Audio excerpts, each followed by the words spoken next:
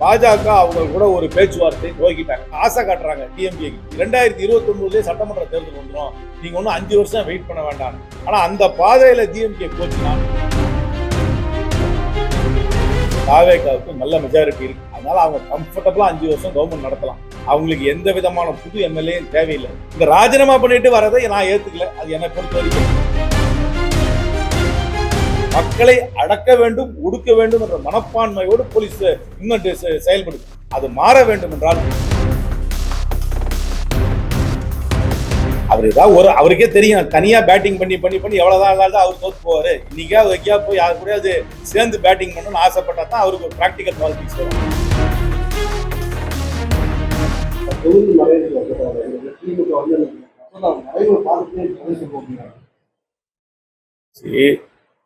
பாராளுமன்றம் 3ல் 1 பங்கு மகளிருக்காக இடஒதுக்கீடு செய்ய வேண்டும் மசோதா பாஸ் ஆயிடுச்சு. அது பாஸ் ஆகி 2-3 வருஷம் ஆயிடுச்சு.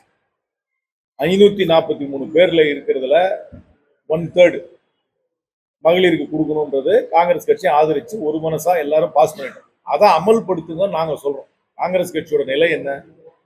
மகளிருக்கு 3ல் 1 பங்கு இடஒதுக்கீடு கொடுக்கணும். இது 543லயே கொடுங்கன்னு சொல்றோம். ஆனா பாஜக என்ன சொல்றாங்கன்னா, இது முதல்ல என்ன சொன்னாங்கன்னா, மக்கள் தொகை அடிப்படையில இது எல்லாத்தையும் தொகுதியெல்லாம் சீரமைப்பு செய்து அதிகமாக ஜனத்தொகை இருக்கிற மாநிலங்களுக்கு அதிக சீட்டுகளும், ஜனத்தொகை கம்மியா இருக்கிற மாநிலங்களுக்கு குறைஞ்ச சீட்டும் கொடுக்குற அளவுக்கு அவங்க ஒரு ப்ரொபோசல் கொண்டு வந்தாங்க. அதை கொண்டு அந்த சீட்டை எல்லாத்தையும் இன்க்ரீஸ் பண்ணிட்டதுக்கு அப்புறம் 3ல் 1 பங்கு கொடுக்கலான்னு ஒரு சட்டத்தை கொண்டு வரதுக்காக போன தடவை முயற்சி பண்ணாங்க. அது போன தடவை தோத்து போச்சு. ஏன்னாக்கா அவங்க 3ல் 2 பங்கு அவங்களுக்கு அந்த ஓட்டு வரணும். திமுகவும் அது எதிர்த்து தான் ஓட்டு போச்சு. அப்புறம் இன்ஃபார்மலா அவங்க இன்னொரு ப்ரொபோசல் கொடுத்தாங்கன்னாக்க, அது ஏன் நான் தோக்கடிச்சோம்னா, காங்கிரஸ் கட்சி ஜனத்தொகை கம்மியா இருக்கிற ஸ்டேட், தமிழ்நாடு மாதிரி இருக்கிற ஸ்டேட்ல எல்லாம் நமக்கு பிரதிநிதித்துவம் குறைஞ்சிரும். ஜனத்தொகை அதிகமா இருக்கிற ஸ்டேட் உத்தரப்பிரதேசம், பீகார் போற மாநிலங்கள்லாம் பிரதிநிதித்துவம் கூடும். ஏற்கனவே நம்மளுடைய வேல்யூ இந்தியன் பாலிடிக்ஸ்ல, இந்தியன் பார்லிமெண்ட் நம்ம கம்மியா இருக்கு. இந்த ப்ரொபோசல் பாஸ் ஆச்சுன்னா நமக்கும் இன்னும் நம்மளுடைய ரெப்ரசன்டேஷனுடைய வேல்யூ குறைஞ்சு போயிடும்ன்றதுக்காக நம்ம எதிர்த்து ஓட்டு. அதுக்கப்புறம் ஒரு இன்ஃபார்மல் ப்ரொபோசல் ஒன்று வச்சாங்க, எல்லாருக்கும் யூனிஃபார்மா 50% கூட்டிடலாம் அப்படின்னு. அப்படி ஆச்சுன்னா என்ன ஆகும்னா, தமிழ்நாடு பாண்டிச்சேரியும் சேர்த்து 40 சீட், 40 சீட் 60 சீட்டா மாறும். உத்தரப்பிரதேசம் 80 சீட், 80 சீட் 120 சீட்டா மாறும். ஆனா மேலோட்டமா பார்க்கும்போது எல்லாருக்கும் ஈக்குவல் பர்சன்டேஜ் தானே இன்க்ரீஸ் பண்றோம் அப்படின்னு நினைக்கலாம். ஆனா என்ன ஆகும்னாக்க, ஃபர்ஸ்ட் சபையில 543 பேர் இருக்கிற சபையிலேயே பேசுறதுக்கு நேரம் கிடைக்க மாட்டேங்குது. ஸ்பீக்கருக்கு எல்லாரும் பேரும் தெரியாது. அதை 815 கூட்டிங்கன்னா இன்னும் டைமே இருக்காது பேசுறதுக்கு. இன்னொரு 300 பேர்கிட்ட சேர்த்து விட்டீங்கன்னாக்கா அங்க பேசுறதுக்கு வாய்ப்பே இருக்காது. பார்லிமெண்ட்ல யாருக்கும் பேசுறதுக்கு ரொம்ப வாய்ப்பு இருக்காது. ஒரு ஆக்கப்பூர்வமான விவாதங்கள் ஒரு 800 பேர் இருக்கிற சபையில நடக்கவே முடியாது. அது ஒரு பாயிண்ட். 2வது பாயிண்ட் என்னன்னா, எல்லாருக்கும் ஈக்குவலான பர்சன்டேஜ் தானே இன்க்ரீஸ் பண்ணணும். அதுல என்ன தப்பு அப்படின்னு கேட்கறவங்களுக்கு, இப்ப நமக்கும் உத்தரப்பிரதேசத்துக்கும் 40 சீட் தான் வித்தியாசம். பாண்டிச்சேரி, தமிழ்நாடு சேர்த்து 40, உத்தரப்பிரதேசத்துக்கு 80, நமக்கும் அவங்களுக்கு இருக்கிற வித்தியாசம் 40 தான். ஆனா எல்லாருக்கும் 50% கூட்டினாங்கன்னா நம்ம 40 60 மாறும். உத்தரப்பிரதேசம் 80ல இருந்து 120 மாறிடும். அப்பனா நமக்கு அவங்களுக்கு இருக்கிற வித்தியாசம் 60 போயிடும். அப்புறம் என்ன ஆகும்னா, வட மாநிலங்களை மட்டுமே வெற்றி பெற்றால் ஒரு 400-500 சீட்டு ஜெயிச்சிடலாம். தமிழ்நாட்டை பத்தியோ, தென் மாநிலங்களை பற்றியோ, ஒரிசா போன்ற சின்ன மாநிலங்களை பற்றியோ யாரும் கவலைப்படாம இருப்பாங்க. அரசியல் முழுக்க இந்தி பேசுகின்ற மாநிலங்களை மையமாக வைத்து நடக்கும். நம்ம ஏற்கனவே ஜனத்தொகையை குறைச்சிருக்கோம், அதிகமான டாக்ஸ் கட்டுறோம், ஆனாலும் நமக்கு பிரதிநிதித்துவம் குறைஞ்சிரும். அதனால காங்கிரஸ் கட்சி இதை எதுக்குது? எங்களுக்கு மகளிருக்கு இடஒதுக்கீடு கண்டிப்பா கொடுக்கணும். மகளிருக்கு இடஒதுக்கீடு கொடுக்கணும்னா இந்த 543லயே 181 தொகுதிகளை மகளிருக்கு இடஒதுக்கீடு செஞ்சிருந்தது தான் எங்களுடைய நிலை. திராவிட முன்னேற்ற கழகம் இதே நிலையில தான் கடந்த பாராளுமன்ற தொடர்ல இருந்தாங்க. இப்போ அவங்க என்ன நிலையில இருக்கிறாங்கன்னு எனக்கு தெரியல. ஆனா பாஜக கிட்ட இருந்து அழுத்தம் வருகிறது என்று எங்களுக்கு பல செய்தி வருது.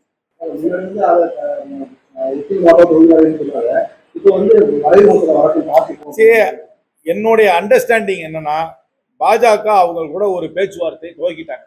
என்ன பேச்சுவார்த்தை துவக்கிருக்காங்கன்னா, இதை நீங்க ஒத்துக்குங்க, அதுக்கப்புறம் நாங்க ஒரே நாடு ஒரே தேர்தல்ன்றதையும் நாங்க கொண்டு வந்துடுறோம், அதுக்கும் ஒத்துக்குங்க. அதை அப்படி சொல்லி ஆசை காட்டுறாங்க டிஎம்கே 2029 சட்டமன்ற தேர்தல் வந்துடும், நீங்க ஒன்னும் 5 வருஷம் வெயிட் பண்ண வேண்டாம். ஆனா அந்த பாதையில டிஎம்கே போச்சுன்னா, நான் திருப்பி சொல்றேன், இந்த தேர்தலில் வந்த முடிவுகளோட இன்னும் மோசமான முடிவுகள் தான் வருகின்ற தேர்தல். அந்த நிலையை திராவிட முன்னேற்ற கழகம் எடுத்தார்கள் என்றால் வருகின்ற தேர்தலிலே அவர்களுக்கு இந்த தேர்தலில் கிடைத்த நிலையை விட இன்னும் மோசமான நிலை தான் வரும். ஏன்னா இங்க வந்து தமிழ்நாட்டில் வந்து தாவேகா கூட்டணி வலுவாக இருக்கிறது. தமிழ்நாட்டில் தாவேகா கூட இருக்கின்ற கட்சிகள் காங்கிரஸ் கட்சி, கம்யூனிஸ்ட், விடுதலை சிறுத்தை, இந்தியன் முஸ்லீம் எல்லாம் ஒரு கருத்தோட இருக்கிறோம். இந்த விஷயத்துல திராவிட முன்னேற்ற கழகம் இதுல வந்து தங்களுடைய நிலையை மாற்றிக் கொண்டார்கள் என்றால் விபரீதங்கள் அவர்களுக்கு அதிகமாக.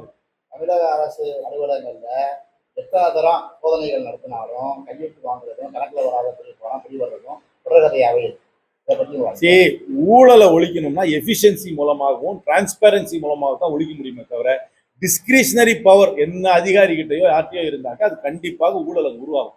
டிஸ்கிரிஷனை குறைக்கணும், டிரான்ஸ்பரன்சி எஃபிஷியன்சி உருவாக்கணும். அது அட்மினிஸ்ட்ரேட்டிவ் ரிஃபார்ம்ஸ் மூலம் தான் பண்ணும். இது வந்து தன் ஒரு அதிகாரியுடைய முடிவால் இப்படி ஒரு முடிவு எடுக்கலாம், அப்படி ஒரு முடிவு எடுக்கலாம், ஒரு டிஸ்கிரிஷன் இருந்தால் அந்த இடத்துல ஊழல் வரதுக்கு வாய்ப்பு இருக்கு. அதனால transparency and efficiency will only lead to know corruption. முதலீட்டாளர்கள் குறித்து வந்து எந்த ஒரு கோரிக்கைக்காக ஒரு நகரப்படுத்த மாட்டாங்க. சரி, என்னை பொறுத்த வரைக்கும் தாவேகாவுக்கு நல்ல மெஜாரிட்டி இருக்கு. 107 சீட்டு அவங்க கிட்டே இருக்கு. அதுக்கப்புறம் 4-5 கட்சி அவங்களுக்கு ஆதரவு கொடுத்துட்டாங்க. அதனால அவங்க கம்ஃபர்டபுளா 5 வருஷம் கவர்மெண்ட் நடத்தலாம். அவங்களுக்கு எந்த விதமான புது எம்எல்ஏயும் தேவையில்லை. யாரும் ராஜினாமா பண்ணிட்டு வந்து அவங்க கூட சேரணும்னு அவசியமும் கிடையாது. அதனால அவங்க கம்ஃபர்டபுளா கான்பிடண்டா 5 வருஷம் நடத்தலாம். அவங்கள விட்டுட்டு யாரும் போறதுல அவங்க கூட யாரையும் சேர்த்துக்கணும்னு அவசியமும் இல்லை. இந்த ராஜினாமா பண்ணிட்டு வரதை நான் ஏத்துக்கல. அது என்னை பொறுத்த வரைக்கும் அந்த தொகுதி மக்களுக்கு நடக்கின்ற தேவையில்லாத ஒரு சர்ச்சை தான் இது. என்னை பொறுத்த வரைக்கும் இந்த ராஜினாமா பண்ணி அவங்களை எல்லாம் வந்து இன்னொரு கட்சியில சேர்த்து திருப்பி அவர்களை இடைத்தேர்தலை சந்திக்க வைக்க வேண்டியது என்னை பொறுத்த வரைக்கும் தவிர்க்க வேண்டிய விஷயம். இதை நான் ஏற்றுக்கிறேன். அனைத்து மாநிலங்களிலுமே தவக நவோதயா பள்ளி இருந்துச்சு. உங்க மாநிலத்துல மாணவர்களுக்கு கிடைக்கக்கூடிய கல்வியை நீங்க தடுக்கிறீங்க என்ன உச்சநீதிமன்றம் அப்படி கேட்கல. டைம் கொடுத்துருக்காங்க, நான் பார்த்தேன். உச்சநீதிமன்றம் இன்னும் 2-3 வாரம் டைம் கொடுத்துருக்காங்க. தமிழ்நாடு கவர்மெண்ட் என்ன நிலை எடுக்கணும். நம்மளுடைய ஃபியர் என்னன்னாக்க நவோதயா ஸ்கூல் வந்தாக்க ஹிந்தி கட்டாய பாடமா இருக்கும். அது ஒரு பக்கம் இருந்தாலும் தமிழ் கற்றுக் கொடுக்கறதுக்கு அவங்களுக்கு ஸ்டாஃப் இருக்கான்னு பார்க்கணும். என்ன பண்ணுவாங்க, நவோதயா ஸ்கூலை திறப்பாங்க. அதில் நிறைய எனக்கு தெரியும், அதில் சில பயன் இருக்கு. ஜவஹர்லால் நேரு நவோதயா ஸ்கூல் தான் அது பேர். இப்போதான் அது பேர் பிஎம் ஸ்ரீன்னு ஏதோ பேரை மாற்றிருக்காங்கன்னு நினைக்கிறேன். அது வந்து ஜவஹர்லால் நேரு பேரை எல்லாத்துல இருந்து மாற்றணும்னு அவங்களுக்கு ஒரு ஆசை. நேரு யுவகேந்திரா பேரையும் மாற்றிட்டாங்க. ஆனால் அந்த ஸ்கூல் நடத்துறதுல தப்பு கிடையாது. ஆனால் என்ன எனக்கு இப்போ அச்சம்னா அங்கே வந்து தமிழ் கற்றுக் கொடுப்பாங்களா இல்லையான்னு ஒரு கேள்விக்குறியா இருக்கு. என்ன சொல்லுவாங்கன்னா, நாங்கள் தமிழ் கற்றுக் கொடுக்கலான்னு இருக்கோம், ஆனால் எங்களுக்கு தமிழ் கற்றுக் கொடுக்க ஸ்டாஃப் கிடையாது, சென்ட்ரல் கவர்மெண்ட் ஸ்கேல்ல ஸ்டாஃப் கிடையாதுன்னு சொல்லி வெறும் ஹிந்தியை மட்டும் கற்றுக் கொடுப்பாங்க. அது எனக்கு பயம். அதுக்கப்புறம் என்ன சொல்லுவாங்கன்னா, நாங்கள் வந்து ஃபண்டு ரிலீஸ் பண்ணோம்னா நீங்கள் எல்லா ஸ்கூல்லையும் 3 மொழி கொள்கையை கொண்டு வரணும் அப்படின்றதா கண்டிஷன் போடுவாங்க. ஸ்டேட் கவர்மெண்ட் நடத்துகிற ஸ்கூல்லையும் நீ 3 மொழி கொள்கை NEP ஒத்துக்கிட்டா தான் உங்களுக்கு நான் ஃபண்டு கொடுப்பேன்னு சொல்லுவாங்கன்னு எனக்கு அச்சமா இருக்கு. அதனால இதை வந்து ஜாக்கிரதையா தான் அணுக வேண்டும். அது வந்து என்னை பொறுத்த வரைக்கும் தாவேகா ஒரு கொள்கை முடிவு எடுக்கும். கூட்டணி கட்சிகள்ல இருந்து யாராவது எங்க கட்சியில் வந்து சேர்ந்தா நான் சேர்த்துக்க மாட்டோம். கடந்த முறை திராவிட முன்னேற்றங்கள் அந்த மாதிரி ஒரு கொள்கை முடிவு எடுத்தாங்க. கூட்டணியில் இருக்கிற கட்சியில இருந்து யார் வந்தாலும் அவங்கள சேர்த்துக்கல. அந்த கொள்கை முடிவை என்னை பொறுத்த வரைக்கும் தாவேகாவும் அதோட தலைவர் முதல்வர் அவர்களும் ஒரு எடுக்க வேண்டும். எந்த கூட்டணி கட்சியில இருந்து யாராவது வந்து தன் கட்சியில வந்து சேர்ந்தாங்கன்னா நாங்க சேர்த்துக்க மாட்டோம்ன்ற பிரகடனம் செய்ய வேண்டும் என்று கேட்டுக்கொள்கிறேன். 12வது படிக்கிற மாணவன் வந்து சக மாணவனை கட்சியாக இருக்கிறதும், சட்ட ஒழுங்கு வந்து அவரோட மோசமான நிலைமையில் இருக்கிறதும், அங்கங்க காவல்துறை மரணங்கள் நடக்கிறதும் திருப்பி சொல்றேன். இதை வந்து கவர்மெண்ட் மேல வந்து பழி சொல்றது நான் ஏத்துக்க மாட்டேன். இது இந்த கவர்மெண்ட் மட்டும் இல்ல, கடந்த திராவிட முன்னேற்ற கழக கவர்மெண்ட்லயும் இந்த மாதிரி சம்பவம் நடந்திருக்கு. அதுக்கு முன்னாடி இருந்த அதிமுக கவர்மெண்ட்லயும் இந்த மாதிரி சம்பவம் நடந்திருக்கு. இது ஒரு சிஸ்டமிக் ப்ராப்ளம். மாணவர்கள் இன்னொரு குத்துறாங்கன்னா அது சமுதாய பிரச்சனை. அதை வந்து அரசாங்கம் மட்டும் தீர்க்க முடியாது. குடும்பங்கள், பெற்றோர் ஆசிரியர் சங்கம், சமுதாயம், இதுல எல்லாம் மாற்றம் வரணும். அவர்களெல்லாம் வந்து நல்ல வழியில பிள்ளைகளை வளர்த்தணும். இந்த மாதிரி ஒரு வயலண்ட் பிஹேவியர் யாராவது எக்ஸிபிட் பண்ணாங்கன்னா அவங்களுக்கு கவுன்சிலிங் கொடுக்கணும். இந்த மாதிரி இது ஒரு சொசைட்டியா அதை பார்த்து தான் சரி பண்ண முடியும். அரசாங்கமே தடுக்க முடியாது. ஆசா பாசத்துக்காக நடக்கும் குற்றங்களை எந்த ஒரு அரசாங்கமும் எந்த ஒரு காவல்துறையும் தடுக்கவே முடியாது. அதை வந்து வேணா விசாரிச்சு தண்டனை வாங்கி கொடுக்கலாம். 2 பேர் பேசிட்டு இருக்கிறாங்க, திடீர்னு ஒருத்தருக்கு முகம் வந்துருச்சு, நம்மால் கையில இருக்கிற பாட்டில் எடுத்து ஒருத்தர் அடிச்சிட்டாருன்னா போலீஸ் ஏன் தடுக்கல நான் கேட்க முடியும்? அதெல்லாம் பண்ணவே முடியாது. பேஷன், கிரைம் ஆஃப் பேஷன், அது வந்து யாருமே தடுக்க முடியாது. அதை இன்வெஸ்டிகேட் பண்ணலாம், தண்டனை வாங்கி கொடுக்கலாம். இதுவே ஒரு மாப் வயலன்ஸ், ஒரு ஆர்கனைஸ்ட் கிரைம், ஒரு மாஃபியா செய்யற குற்றம், இதுவே இல்லைன்னா ஒரு 2 கம்யூனிட்டிக்குள்ள ஒரு கலவரம் ஏற்படுது, அதுக்கு இன்டெலிஜென்ஸ் வந்துச்சு, அதை தடுக்கலன்னா காவல்துறையை கேட்கலாம். கஸ்டோடியல் டெத்துக்கு வந்து எல்லா கவர்மெண்ட்லயும் கஸ்டோடியல் டெத் நடக்குது. இதுக்கு காரணம் வந்து அரசாங்கம் கிடையாது.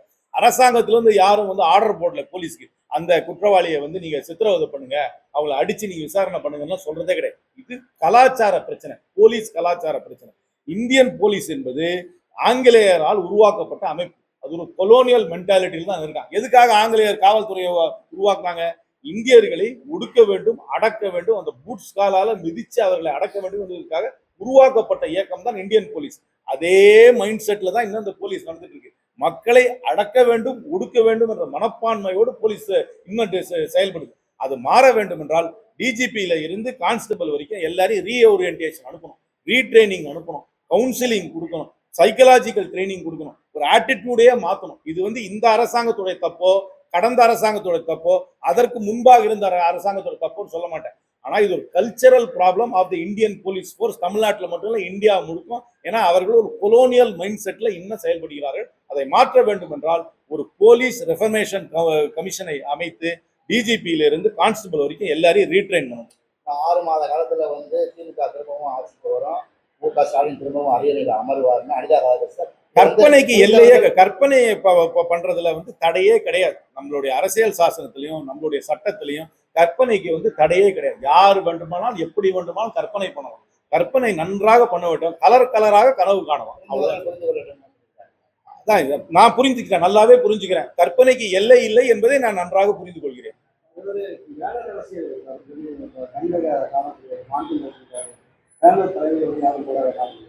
என்னங்க இல்ல, இன்னைக்கு பேஸ்புக் வந்துருச்சு. எனக்கு பேனரே அடிக்க வேண்டாம் நான் நினைக்கிறேன். பேனரு போஸ்டர்லாம் அடிச்சு எல்லாம் ஊரை எல்லாத்தையும் வேஸ்ட் பண்ண வேண்டாம். ஈக்கலாஜிக்கலி ஃப்ரெண்ட்லியா எனக்கு தெரிஞ்ச வரைக்கும் எல்லாம் டிஜிட்டல்ல போயிட்டு தான் போயிட்டு. மும்மொழி கொள்கையில 3வது மொழியா ஹிந்தியை கத்துக்கணும்னு அவசியம் இல்லை, சமஸ்கிருதத்தை கூட கத்துக்கலாம்னு உச்சநீதிமன்றம் அப்படி சொல்லுவாங்க. சமஸ்கிருதம் ஹிந்தின்னு தான் சொல்லுவாங்க. என்னன்னா 3வது மொழி யார் எதை வேணா கத்துக்கலாம்னு சொல்லுவாங்க. ஸ்கூல்ல டீச்சர் இருக்கணும்ல. இப்ப நான் 3வது மொழியா பெங்காலி கத்துக்கணும்னு சொல்றேன்னு வச்சுங்க, பெங்காலிக்கு டீச்சர் இருக்கணும்ல, நீங்க அப்பாயின்ட் பண்ணணும்ல. என்ன சொல்லுவாங்க? டீச்சர் ஹிந்தி டீச்சர் மட்டும் தான் இருக்காங்கன்னு சொல்லுவாங்க. இதுதான் ப்ராப்ளம். ப்ராப்ளம் என்னன்னா 3 மொழி கொள்கையில நாங்க ஹிந்தியை கம்பல்சரி ஆக்கலன்னு சொல்றது மேலோட்டம். ஆனா பிராக்டிக்கலா அந்த இதுக்கு எடுத்து போகும்போது 3 மொழி கொள்கை, நீ 3 மொழி படிக்கணும். சரி, நான் தமிழும் இங்கிலீஷும் அப்புறம் பெங்காலியும் கத்துக்கிறேன் அப்படின்னு சொல்லி ஒரு புள்ள போய் ஸ்கூல்ல சேருதுன்னா அந்த பிள்ளைக்கு என்ன சொல்லுவாங்க? பெங்காலி டீச்சர் கிடையாது, ஹிந்தி டீச்சர் தான் இங்க இருக்கிறாங்க, அதனால ஹிந்தி கத்துக்கணும்னு சொல்லுவாங்க. பை டிஃபால்ட் அது இட் வில் பிகம் கம்பல்சரி. அதனாலதான் அதை எதிர்க்கணும். அதான் சமஸ்கிருதத்தையும் ஹிந்திக்கு மட்டும் தான் டீச்சர் போடுவாங்க. ஏன் பெங்காலி கத்து கொடுங்க, இல்லாட்டி எனக்கு அசாமீஸ் கத்து கொடுங்க, ஏன் இல்லைன்னா மலையாளம் கத்து கொடுங்க. இல்ல டீச்சர் எங்க? டீச்சர் அப்பாயின்ட் பண்றாங்களா? உத்தரப்பிரதேசத்துல நீங்க நான் கேட்கறேன், உத்தரப்பிரதேசத்துல எத்தனை தமிழ் டீச்சர் இருக்காங்க கவர்மெண்ட் ஸ்கூல்ல? மத்திய பிரதேசத்துல எத்தனை தெலுங்கு டீச்சர் இருக்காங்க கவர்மெண்ட் ஸ்கூல்ல? ஹரியானால எத்தனை கன்னட டீச்சர் இருக்காங்க கவர்மெண்ட் ஸ்கூல்ல? அதை சொல்லுங்க. எதுக்கு எடுத்தாலும் ஹிந்தி டீச்சரை நீங்க கொண்டு வந்து இங்க நியமிச்சு நீ 3வது மொழி ஹிந்தி தான் கத்துக்கணும்னு கட்டாயாக்குறீங்களே. தமிழ் எங்கேயாவது எத்தனை ஸ்கூல்ல உத்தரப்பிரதேசத்துல ஒரு மாணவன் போய் நான் 3வது மொழி படிக்கணும்னா, தமிழ் படிக்கணும்னு ஆசைப்பட்டானா அங்க எங்க டீச்சர் நீங்க அப்பாயின்ட் பண்ணிருக்கீங்க? அந்த கணக்கை கொடுக்க சொல்லுங்க.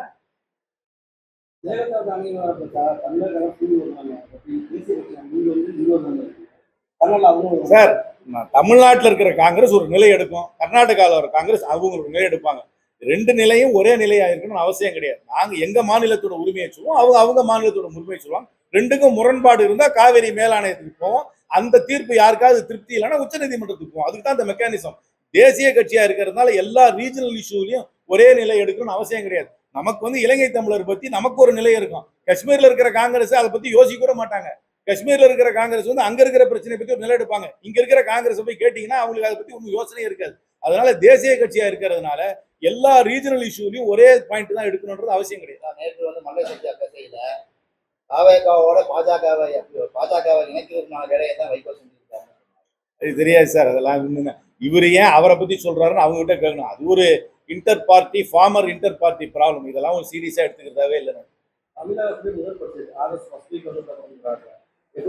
தெரியலையே, என்ன ஒன்றும் யோசனை கேட்கல, அதனால எனக்கு எப்படி இருக்குன்னு தெரியாது. அது வெளியிட்ட அப்புறம் தான் எனக்கு தெரியும். தமிழ்நாடு தினம் நவம்பர் 1 எடப்பாடி பழனிசாமியோடைய ஆட்சியில அறிவித்தது. ஜூலை 18 அறிஞர் அண்ணாவால தமிழ்நாடு பேசப்பட்ட தினத்தையும் தமிழ்நாடு தினம்னு மு.க. ஸ்டாலின் அரசாங்கம் அறிவித்தாரு. இப்போ முதல்வர் ஸ்டாலின் விஜய் இருக்கிறாருன்னா 2 துறைகளையுமே தமிழ்நாடு தினம்னு கொண்டாடணும்னு ஒரு அறிவிப்பு இருக்காரு. என்ன கொண்டாட்டம்? இதெல்லாம் செமண்டிக். இதெல்லாம் நான் சீரியஸா எடுத்துக்கலாம். என்னுடைய ஃபோக்கஸ் என்ன? ஒரு நாளைக்கு 10,000 பேர் இந்தியாவில் நாய் கடிப்படுறாங்க. ஒரு மாவட்டத்தில் மாசத்துக்கு 2,000 பேர் நாய் கடிப்படுறாங்க. அது 1000-ஆ குறையுமா? இந்த மாவட்டத்தில் மாசம் 30 ஆக்சிடென்ட் ஆகி இறந்து போறாங்க. டெய்லி ஒருத்தர் இறந்து போறாங்களா? இதெல்லாம் குறையுமா தான் நான் பாக்குறேன் ஒழிய இது இன்னைக்கு இது தமிழக நாளா, அது தமிழ்நாடு நாளா, இதெல்லாம் எனக்கு இன்ட்ரெஸ்டே கிடையாது. எனக்கு இந்த பிறந்த நாள், இறந்த நாள், இந்த அனுசரிக்கிற நாள் எல்லாம் எனக்கு இன்ட்ரெஸ்டே கிடையாது. அவர் ஏதாவது ஒரு அவருக்கே தெரியும் தனியா பேட்டிங் பண்ணி பண்ணி பண்ணி எவ்வளவுதான் இல்லாத அவர் தோத்து போவாரு. இன்னைக்காவது எங்கேயா போய் யாரு கூடயாவது சேர்ந்து பேட்டிங் பண்ணணும்னு ஆசைப்பட்டா தான் அவருக்கு பிராக்டிக்கல் பாலிடிக்ஸ் வரும். அவருக்கு என்னுடைய நல்வாழ்த்துக்கள். திருப்பி காரைக்குடிக்கு வந்து வரல, வரணும், வர மாட்டாருன்னு அன்னைக்கு சொன்னேன். என்ன அது அது இன்னைக்கு வரைக்கும் வரல அவரு. அவ்வளவுதான்.